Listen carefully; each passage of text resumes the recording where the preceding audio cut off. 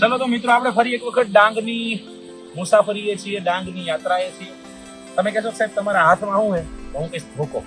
ના, આ ધોકો નથી. આમ જોઈએ તો અહીંયા જોવા મળતા જે વૃક્ષો છે એમાં ઘણા વૃક્ષોને કાપવામાં આવે છે, રાઈટ? અને એ વૃક્ષો છે, વૃક્ષોને સળગાવવામાં આવે. આ સળગાવેલું તમે જોઈ શકો છો કે સળગાવેલું આ લાકડું છે.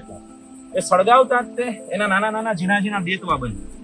આ ઝીણા દેતવા છે એ દેતવાનો ઉપયોગ અહીંયાના સ્થાનિક લોકો છે, એ સ્થાનિક લોકો એક પ્રકારના પાકમાં કરતા હોય છે. અને એ પાક જે હાલ આપ જોઈ રહ્યા છો, આમ તો આને ખેંચાય નહીં, બરાબર, કેમ કે કોકે વાવેલું છે. કણ વાવો અને મણ પામો, એ આ વસ્તુ છે. પણ છતાંય તમને બતાવવાનો પ્રયત્ન કરું છું કે આ છે રાગી, જેને ડાંગના લોકો નાગલીના નામે પણ ઓળખીએ છીએ, બરાબર. અલગ અલગ પ્રકારના શું કહેશું આપણે, મિનરલ્સની હાજરી આમાં જોવા મળતી હોય છે. એટલા માટે રાગી ખાસ કરીને જે કુપોષિત લોકો છે એના માટે ઉત્તમ રહેતું હોય છે, બરાબર. જેનામાં લોહની કમી છે એ લોકો માટે ઉત્તમ રહેતું હોય છે. નોર્મલી આને સોંપી દેવામાં આવતી હોય છે રાગીને.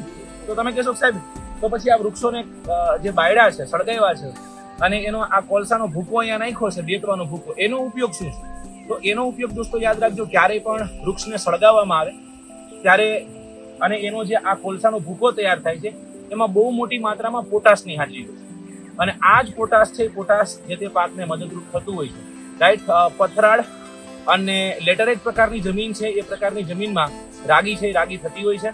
અને ગુજરાતમાં સૌથી વધુ જો રાગીનું ઉત્પાદન કે તો ડાંગ જિલ્લામાં થાય. જ્યારે સમગ્ર ભારતની વાત કરીએ તો ભારતમાં સૌથી વધુ રાગી અથવા તો નાગલીનું ઉત્પાદન પૂછે તો એ કર્ણાટક નામનો જિલ્લો છે. ફરી એક વખત નવા લેક્ચર, નવી એક બાઇટ સાથે તમારી સમક્ષ હાજર થઈશ. જય હિન્દ, જય ભારત.